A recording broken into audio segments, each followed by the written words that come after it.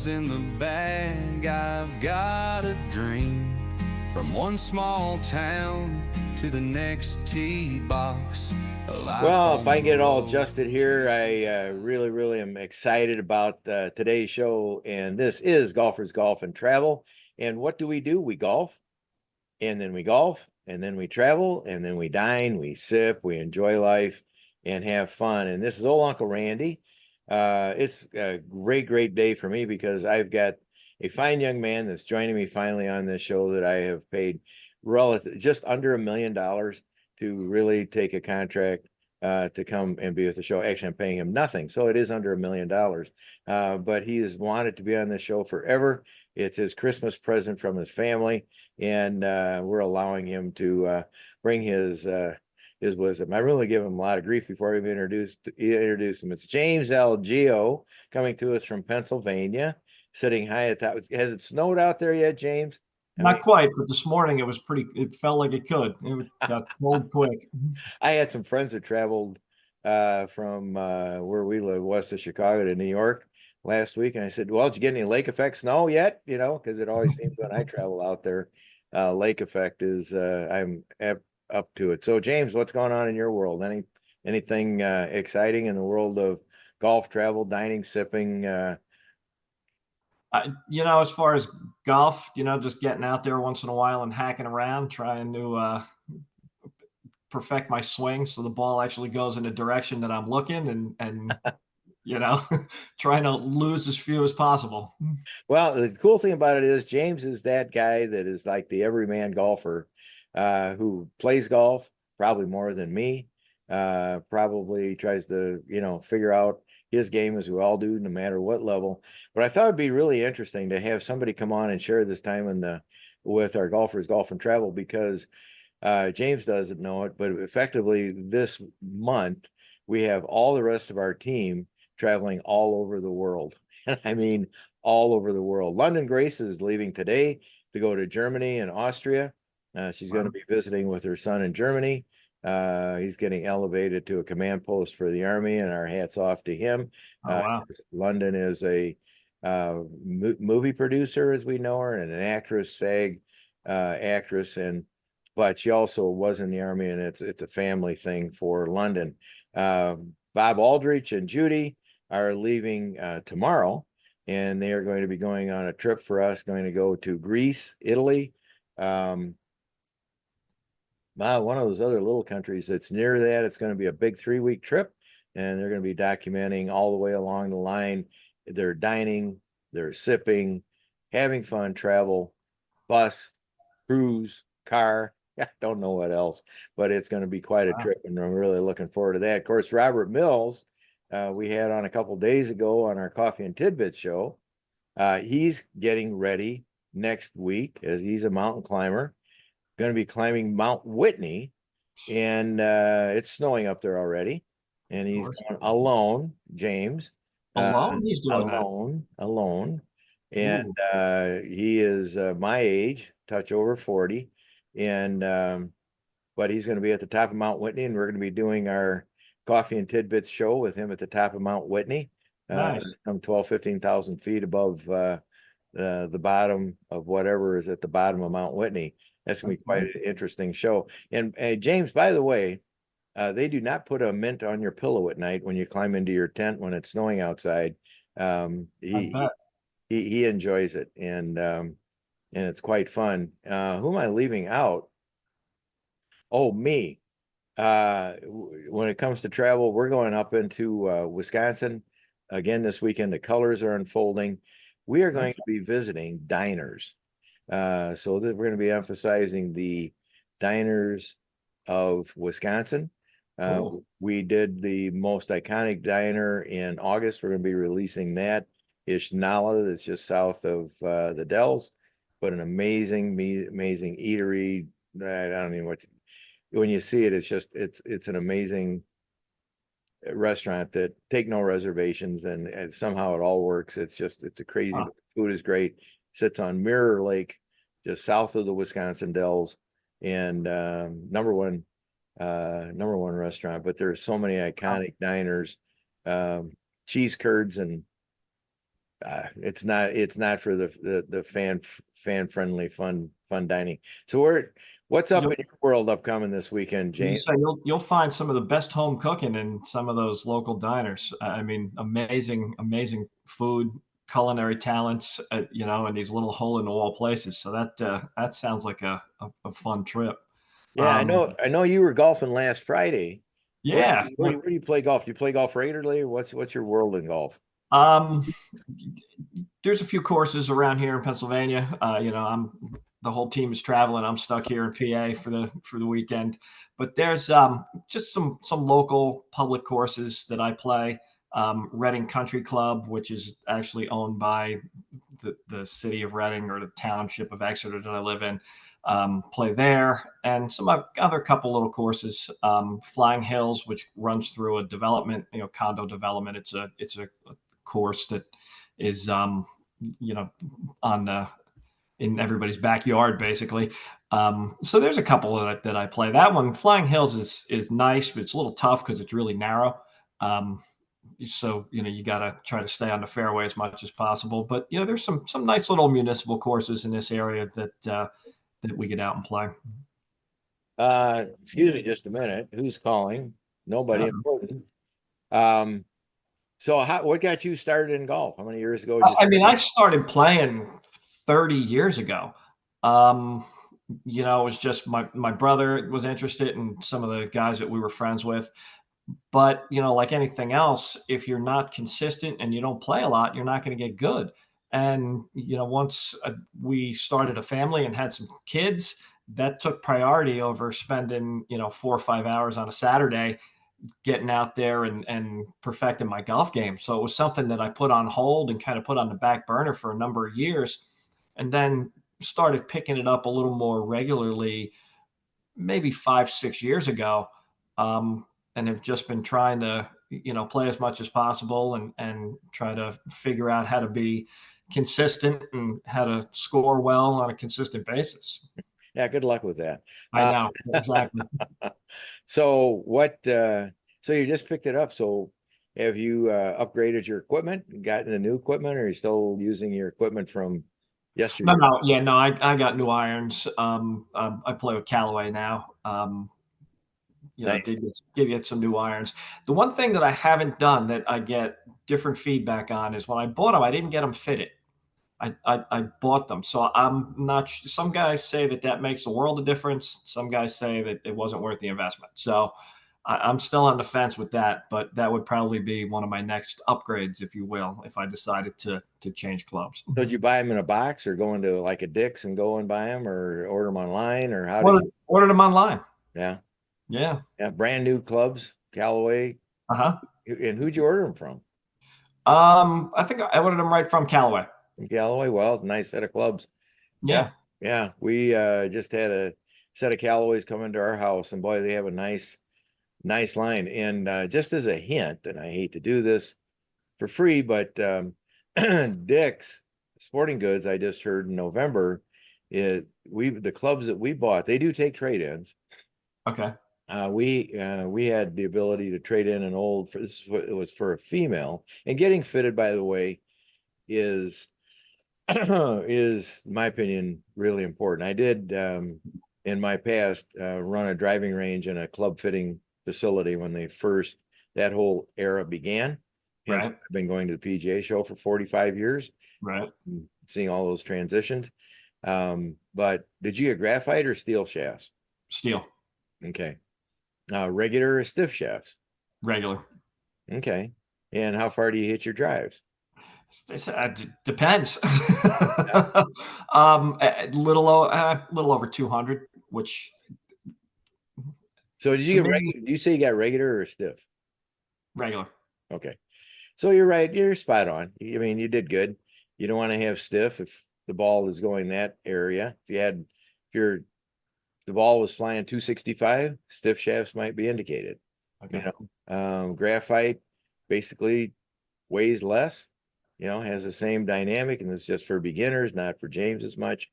But graphite shafts are measured in grams. Mhm. Okay. So a graphite shaft on its own might weigh 65 grams. They can weigh as little as 42 grams, buggy Wow. whips. But your steel shafts can weigh 125 grams. So what makes sense? You know, if you're swinging something heavy or something light, where's that club head speed going to be? You know, it's going to be in the lighter the shaft, you know, then you got to put a head on the other end. Right. Well, that head now is going to feel a lot heavier on the other end of that Mm, club when you okay. got lighter shafts. So that's basically everything you need to know about club fitting right there. There you Other than loft, lie angles, grip that you want to get, the grip size, if you want to, you know, center. I mean, there's 1,000 choices in buying a set of you know, made to order set of golf clubs. What's your Wow. handicap, James? Oh, I mean, I don't even know if I qualify to have a handicap. I shoot in the 90s. I had a good day. Well, 90s is good. You know, you realize only 5% of the people in the United States break 100. So, Really? yeah, most people that are playing today, uh, since COVID, of course, golf right now is on a ramp up, exponential number of people coming into the game. Right. You can't get tee times at public courses, very difficult here in Chicagoland area. Can't believe it. Same. But yeah, you got to go call up and get a tee time, and you got to get in line and make sure you're there in time. Oh, yeah. That's great for the world of golf. It's great for exercise. Um, but strangely, now James comes from the world of auto racing, your passion, you know. Absolutely. What's going on in the world of auto racing these days? Anything exciting? Well, we're getting to the end of the season in just about all the different sanctioning bodies. I follow a lot of NASCAR, so they're in the midst of their playoffs. Um, think they have, I want to say 8 races left. I'm not 100% sure, but they're, working towards crowning a champion for 2025. Had some really exciting races in the last few weeks.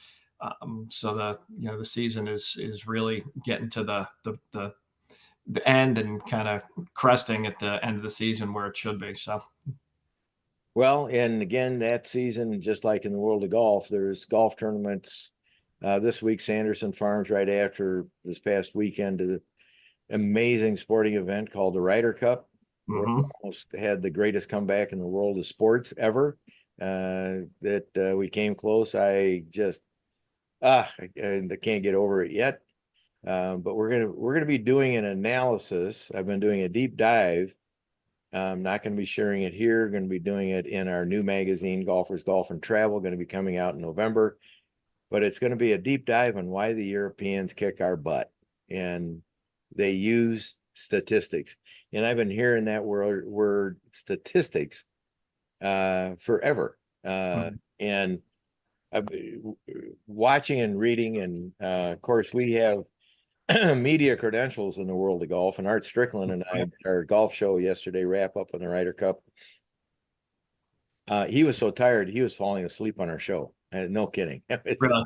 Yeah, it was either I was really boring or he was really tired. But when he was walking that course over the weekend, 20,000 steps a day. Wow. And it's a hilly course, and Mhm.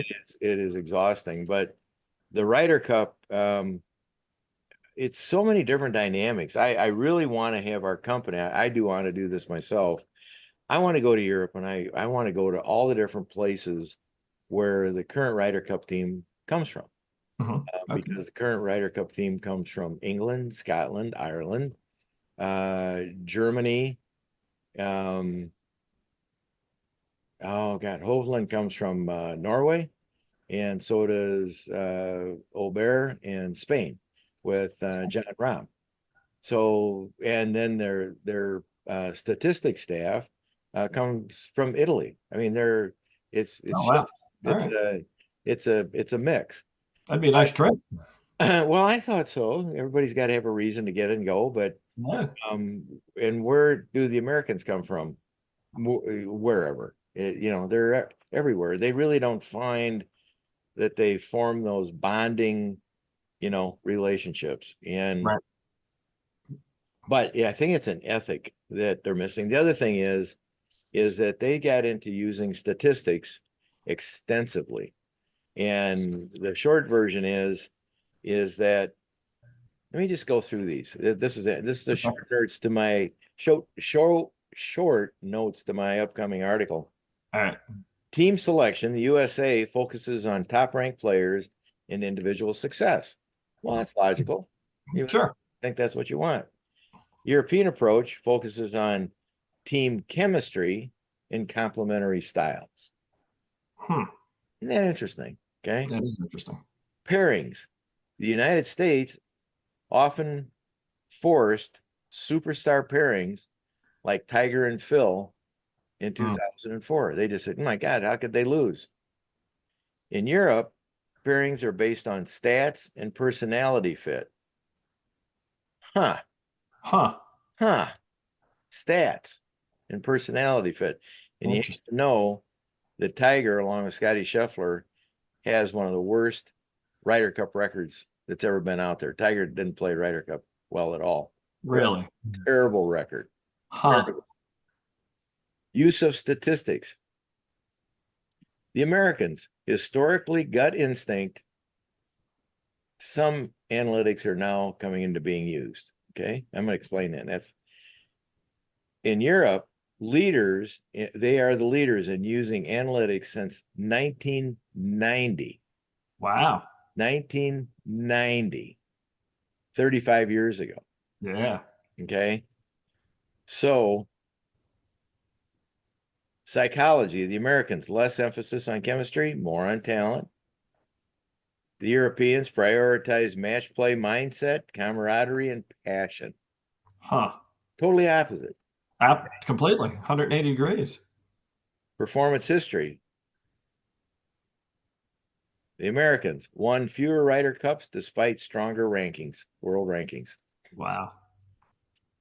The European approach won 9 of the last 13 through 2023, and now 10 of the last 13 through 20. Right.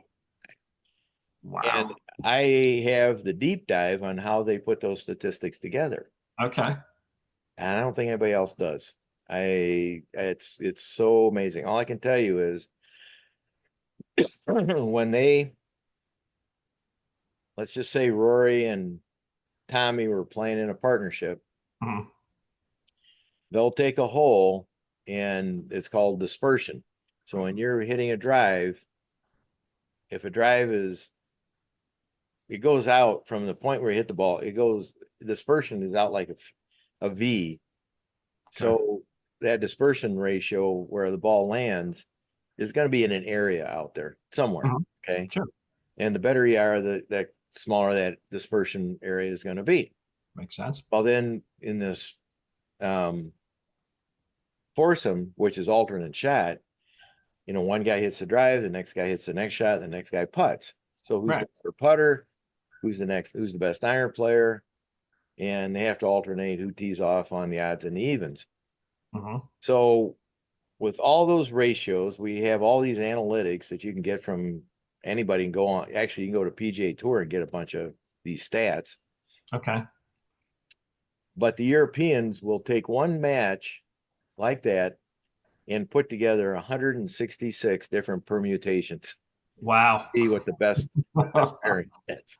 Wow. While the guys in the American team is going, literally they made a change from Friday to Saturday based upon the feel of a caddy.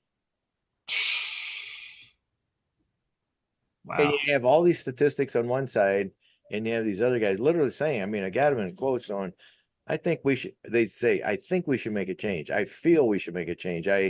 This, that, and the other. I think this is what we should do based upon what I saw. Right. Europeans are going, I got this little report. Would you like to know how we're going to beat them? Got our ass kicked. Okay. Yep. Got our ass kicked. And then why did it work out Sunday? We're better than them one-on-one. We're better than them. We're higher ranked. They know it. But when it comes to that foursome and four ball play, and then the other thing that happened is that Bethpage Black is supposed to have rough that deep. Okay. Whatever reason, they decided to cut it down this year because they thought, well, our guys hit it farther. They get it in the rough, they'll be able to hit it on the green. We'll have a bunch of birdies. We're just that much better. Right. One thing they forgot, so are the Europeans. They're really, really good. Whoops. Probably the best European team that's ever been put together. And I mean, Wow. top to bottom, same group of guys that were there 2 years ago that kicked our butts. And Mhm. all they did was, are you familiar with the two twins, the Hoygards? Uh-huh. Okay, so Yes. they switched brothers, same last name, and Oh, nobody really knows who's playing those two. They, right. I think they both go warm up, and they both wear the same colors, and I think they even change in mid round. Personally, You never know. you want this one? I don't know. You want that one? Who's going to claim? But yeah, you can't tell them apart. Totally Right. identical. Yeah. Right. So, but no, the rest of the guys, what a wonderful group of guys, and my hat's off to them. They played great. Um, World of class, Rory McIlroy, what he had to put up with. Yeah. Are you familiar with what happened during the Oh Ryder? yeah. Yeah. Fan behavior was abysmal. It was just it was embarrassing. Have you ever experienced that in a crowd? No, I never have. I mean, no. living in Chicago, we had the Ryder Cup here in 2012. Hmm. Could have been more respectful. I mean, 22 minutes outside my door. Next year, the president's not the same type of thing as Ryder Cup, but Right. the President's Cup is coming, Hmm. Medina again. But that fan behavior was, in my opinion, totally alcohol driven and Mm-hmm. unacceptable. I think it was fueled by some commentators on air that for the past months of saying, boy, our key to us is the fans in New York. They're going to give us this crazy wild support. I think they, they flame, put fuel to the fire, Yeah. saying, hey, get crazy. Right. Terrible. What happened to Rory and his wife? I know that was so horrible. No, class act people, and you don't see that down at the Masters. They don't Oh tolerate no. it. No, they don't put up with that nonsense. No, no. My opinion, again, not that it means anything, but if I was going to be issuing tickets for the next Ryder Cup, I'd put the face amount on one side, Hmm. on the back side, poor fan behavior will not be tolerated in big black bold letters. And when this ticket is yanked, you're outside the gate and you're going to be arrested. That's just Yeah. the end of Yeah. it. Because Yep. that is unacceptable. They can learn from the Masters. That should never ever be the case. And I think they should really tamp down the whole Ryder Cup experience anyway. I mean, it's Mhm. great. Speaking of that, did you know that the Ryder Cup actually was a cordial event way back when? No. Yeah. Another fun fact, James, I know you're just coming into the world of golf, but the origins of the Ryder Cup it started in 1927, where Sam Ryder, who had the idea to do it. Mhm. The cup was named after Samuel Ryder, a seed merchant who loved golf and donated the trophy. So Oh wow. you put up a trophy, man. We're going to name a big iconic sporting event after you. Yeah. You know, that's pretty funny. In the early decades, the matches were contested between Great Britain and the United States. Did you know that? I did not. Yeah. So what happened is that uh, that's how it started. It was really just supposed to be a buddy trip with buddy trips. Okay. Back then, just so you know, travel itself was long and difficult. U.S. Sure. teams crossed the Atlantic in an ocean liner, spending a week together. Okay. The long voyage created camaraderie. Players dined, played cards, and bonded before the ever setting foot on the course. Now, that's what the Europeans are noted for. Right. They're bonding, they're being together. Hmm. Prize money was non existent. They did it purely for pride, patriotism, and fellowship. Okay. Friendship of their Walter Hagen and Henry Cotton are players back in the 1930s. You would not know. No. Okay. Walter Hagen, flamboyant American captain, and Henry Cotton, a star in British golf, shared admiration for one in each other. They were friends. Hagen was famous for hosting social evenings and encouraging players to mix rather than isolate in their national camps. There you go. Okay. 1947, Ryder Cup in Portland, Oregon. Ryder Cup. After World War II, Ben Hogan greeted the British players warmly, noting that the event is about rekindling friendship after a world torn by war. British Captain Henry Cotton remarked that the spirit of hospitality outweighed the competition itself. Wow. Okay, this wasn't even a focus of anything. Yeah. 1957 Ryder Cup. Britain's only victory came. Okay. They didn't have enough players and so forth. Right. The only victory between 1933 and 1985, even the losing years, U.S. players often put the British players up in their home rather than in hotels. Oh, wow. They come stay with us. Okay. Sam Snead, Ben Hogan, and others shared meals with their opponents Huh. during the event. There was an atmosphere of mutual respect, and even as the competition heated up.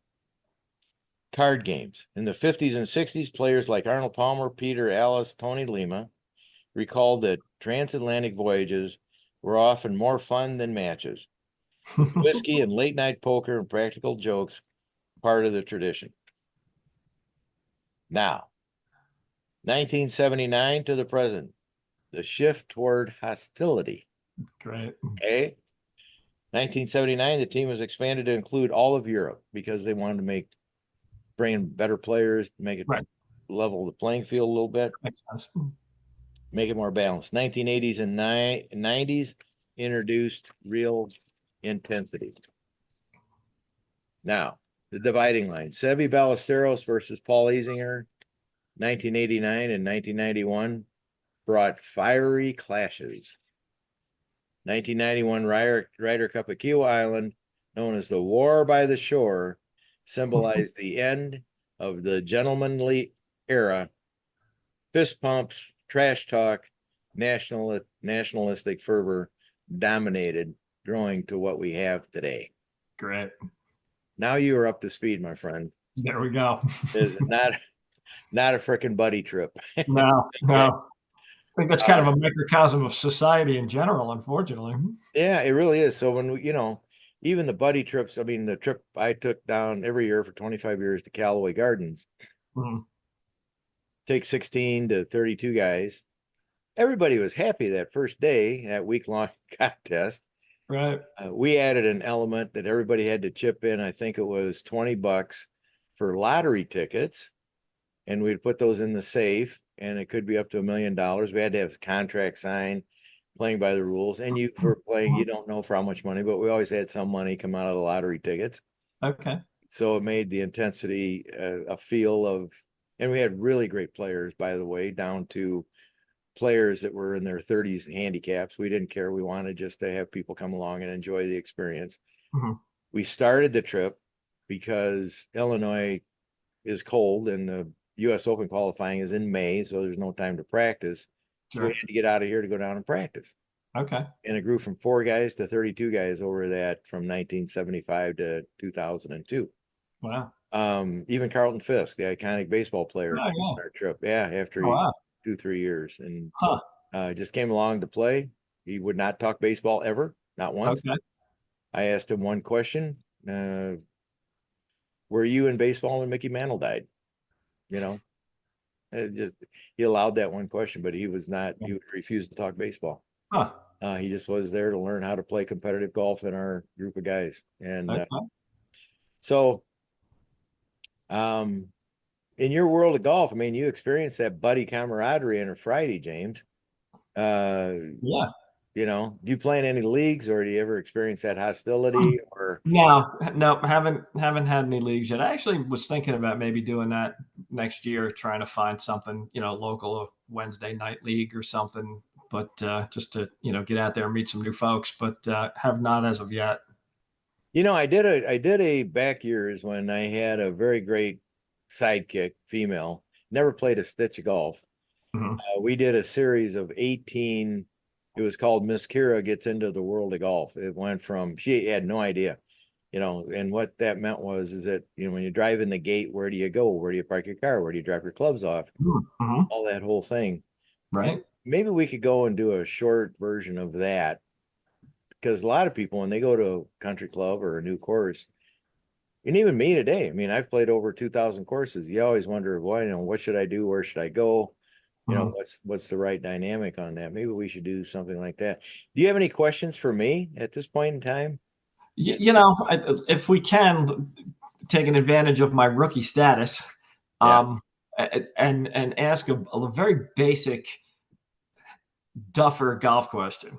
So, the one of the things that I struggle with sometimes, not always, but sometimes, is making flush contact. So, like this, when I played on this past weekend, even on little chip shots, I was hitting everything high. I was topping the ball. I was even on what I was trying to make a 30-yard shot onto the green. I was not getting any air under the ball at all. Everything was hitting high and rolling. What like any is there any general things to work on that stops that? What do you mean hitting high? So I wasn't getting the club under the ball. Say I was maybe hitting in the middle of the ball and making it either roll or be a straight shot, maybe a couple feet off the ground that would zoom past the green. You weren't getting any loft. He was getting no loft. He was getting no air under it. Obviously with a little shot, you want it up in the air and you want it to drop onto the green. Well, these were just flying right across the green. So in your thought process, you were getting frustrated going, I'm going to get some loft in this one. I'm going to get some air in this one. I'm going to try to hit it going up, right? Right. Yeah.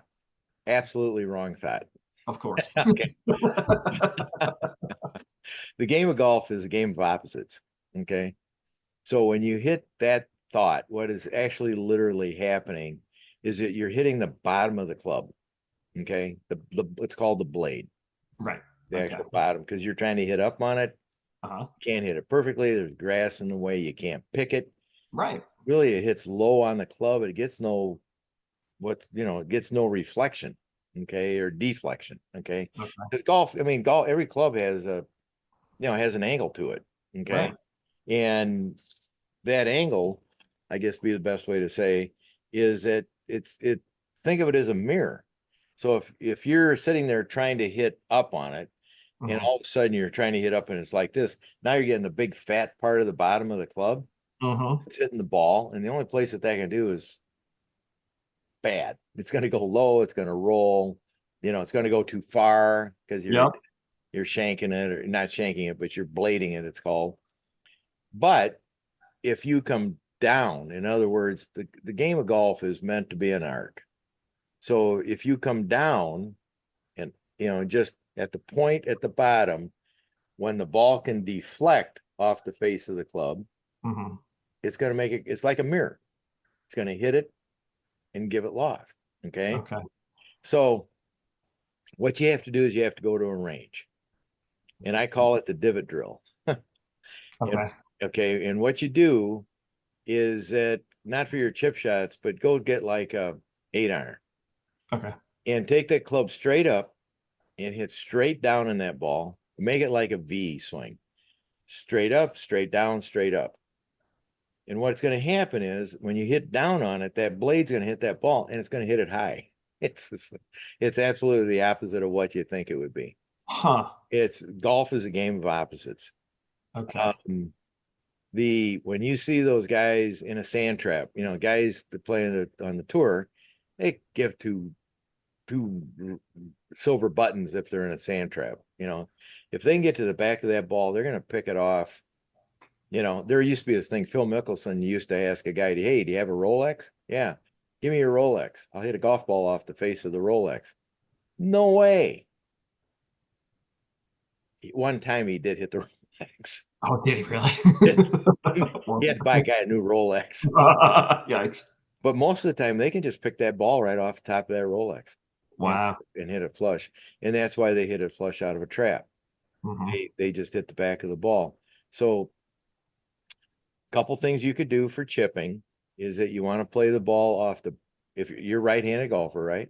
Yep. Okay, so play it off your right toe. Okay, Okay. put it way back in your stance, open your stance up. And what'll happen is you're going to end up, the club's going to be coming down into the ball. you're going to be able to clip it. Okay. Mm-hmm. You're going to be able to hit with a descending blow. That's why professional golfers generally play the ball back, in their stance when they're chipping. Huh. And then from there, one of the things you could do, so I always tell everybody, take a long backswing, long and low, keep it slow along the ground. Okay. Okay. Longer than what you would think. Right. Let your legs give you a little bit of, motion, just a little bit of left to right, right to left. Okay. Mm-hmm. And then long finish. And this is a practice drill. Okay. Okay. So when you're doing this long back, long through, remember when you hit down, it goes up. So you still want to have a little hit down in this long backswing, Mm-hmm. and then rotate toward the shot with your body. Okay. And do it slowly. And the more that you can get your feet into, letting that club, when your body turns, you get a lot of rotational speed. Mm-hmm. If you're standing there straight, which most people do when they're chipping, Right. not getting any rotational speed. Mm-hmm. So the core has to rotate, okay, at least a little bit on chipping. Okay. And that's where you should learn the game, is from the chipping, short clubs going back. Right. But I've had so many people that could never ever hit the ball high. We would do the divot drill, even with a 5-wood. They'd say, well, I can't get my woods up in the air. Well, we're going to take this 5-wood and we're going to make a divot. Just Wow. slam the club down, before you have a ball there, slam it into the ground, tear some grass out. It'll grow back. That's what golf courses are designed to do. Okay. And then put a ball down there. And then just when you come down and hit it, just finish your swing. Always finish your swing, make sure you follow through. Right. But when you hit down and down, all of a sudden that ball's going to go in there and you go, are you kidding me? Huh. But you got to finish your follow through. Really, there's a mechanic that when that ball hits it, or the club hits it, if you don't follow through, you're really shutting that club down. You're shutting the swing down. You're decelerating. Okay. If you don't rotate with your belt toward the target. Right. So you want to hit that ball and continue finishing the swing, because it really squares up your club at the bottom. And I know I've given you a lot, 18 different points, but the one tough question is that where you're going to learn to score is around the green. Right. Okay. You're putting, you work on putting. If you had 2 putts, let's say you have 100, say I want to break 100. Okay. Just for whatever. Okay. If you had 2 putts per green, well, that's 36 shots. Okay. Right. So now you're down to 64. You're going to have to drive the ball 14 times. Okay. Because you got typically 4s and 5s and 4 par 3s. Okay. Right. So now 64 shots. Now we're down to 50. Okay. Mm-hmm. 50 shots. All right. So now you got 4 par 3s that are going to be probably an iron of some sort. Sure. And all your approach shots to the greens, which are let's say you're going to have a shot to the green. You got 50 shots, but half of those have to be chips. So let's say between 25 and 30 are going to be chips. Okay. So 25 to 30% are going to be that short game. And then if you add back in putting, which is 36, now you're at 66 shots. Where should you practice? From the green to 100 yards back. That's 65% of your game. Wow. Yeah. 100. Okay. All the rest of it is Fugazi and Faguzzi, as they once said in a movie. Right. But yeah, you got to drive it, but driving it is it's on a peg. You got to practice that. But that short game, if you ever go to have you ever been to a professional golf tournament? No, I have not. So most people will say when you go to first time, just go to the practice range and watch those guys, because it is so elegant. Huh. Go to the practice range and just watch them swing, and then they come out and they'll hit their wedges first and to warm up, and they're throwing, 70 yards away. They'll take 12 balls and they'll throw them all within 2 feet. It's just wow. time and time again. So, wow. Gary Player.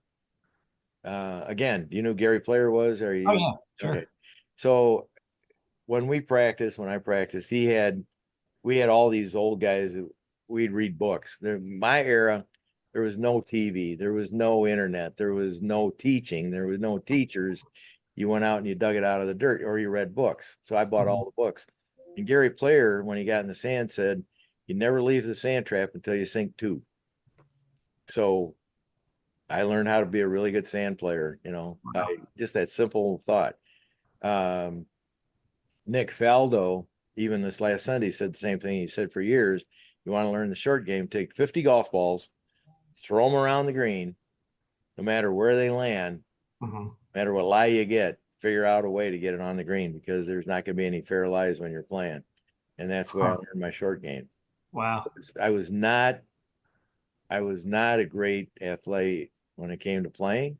I always tried to qualify, always had the fantasy of making I wasn't that good, but I was good enough to win a few tournaments.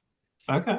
And a few club championships and things like that. Not anything big. I mean, that's just growing up in that era.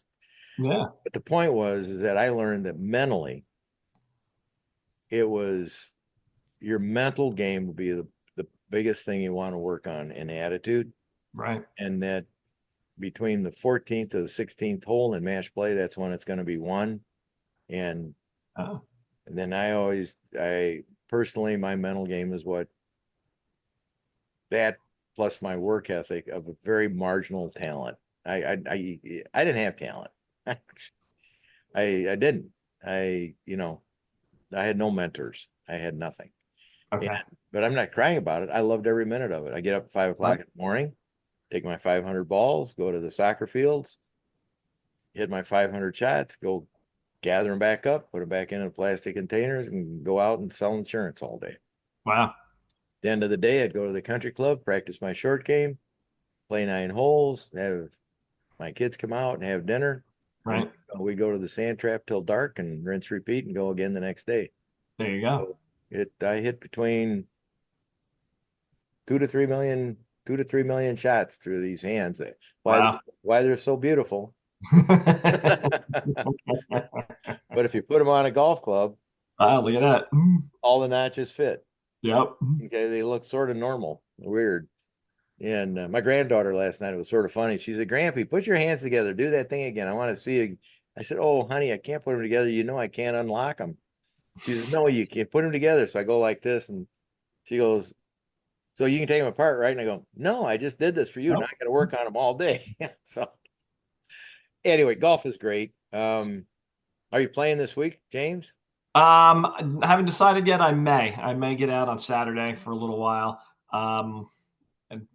And next Saturday I have a tee time scheduled. So I'm trying to get out there before it gets before it starts snowing here in Pennsylvania and I can't get out anymore. All right. Well, when we bring you on next week, I have an assignment for you, because Okay. this isn't a free ride. This is not That's fine. you're not in the cart. You're not the caddy. You are a sidekick going forward in a stupid world, Right. like a lot of other people are.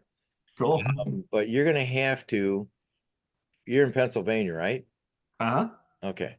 You're going to have to do some research on what are the top 3 best 19th holes to visit in the state of Pennsylvania. All right. Deal. All right. You know what the 19th hole is, right? Absolutely do. All right. The best bar at the golf club. Right. Well, we do talk about, just to wrap this up, we are part of Live Eco Style LLC and the Distillery Channel LLC. We always talk about all the good things in life, which are golf, travel, dining, sipping, recreation, sports, fun, family, and spas. So we have to go around and visit those, and that's why Golfers Golf and travel is as much iconic in part of the show as the golf part. So dining, sipping, leading a good life, going out and experiencing what God has given us in the outdoors. Any final thoughts? Any questions, James, at all? No, man, this was great. I appreciate the in-depth golf tips there. It was nice to learn a little bit more about the Ryder Cup. Like I said, I've watched, but I didn't really know the history of it. Fascinated to learn more about the Europe versus USA strategy as far as the statistics and everything, I mean, that sounds like a rabbit hole you can go down and get a lot of really good information. So looking forward to the magazine coming out and being able to read up on that. And, can't wait to do this again. This was a lot of fun. Yeah, well, we're going to be doing it once a week. I think it's going to be great for, it's one thing to have one level where Art and I, do the deep dive, which I think sometimes enough people are doing that. But for 80% of the people just going out and playing golf and then out and having fun, travel, dining, we're going to be featuring a lot of great golf destinations around the world. As I told you early before the show started, we're going to be going to the PGA Merchandise Show in January. People should be looking because we are doing interviews now with exhibitors going to that show on January 23rd down in Orlando.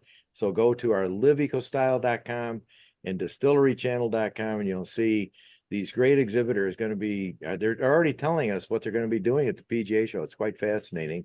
Wow. And our interviews are up and going. And then of course, as James mentioned, our Golfers Golf and Travel magazine, we're going to try to load that up as much as we can. That'll be a growing magazine as every 90 days that'll be coming out, and it'll be coming out in November. But travel down at the PGA show, there are countries that come to that show, Spain, Italy, Germany, of course, Ireland, Scotland, all come to the show. They have a whole travel section where people can sign up and go on these great trips all over the world. So we are, that's what we're all about. It's fastest growing situation. I just found out yesterday, right now, golf travel is hot worldwide, and we just want to help people find those great destinations for good prices. So, awesome. All righty. Anyway, James Algeo, thank you very much. Thank you. From somewhere out in Pennsylvania where it's not snowing yet. This is Old Uncle Randy. And always remember, leave a better footprint, because that's what my grandfather said. And somebody could be looking down to make sure you're doing the right thing. Anyway, James, thank you very much. Thank you. It's been a Distillery Channel media presentation. You can find us on liveecostyle.com and distillerychannel.com, our Roku channels, Excited Minds Media and Live Eco Style, and about 38 other places. So anyway, y'all have a good day. Talk to you later. Bye-bye. But it'll buy you the world if you try. Like footprints in sand.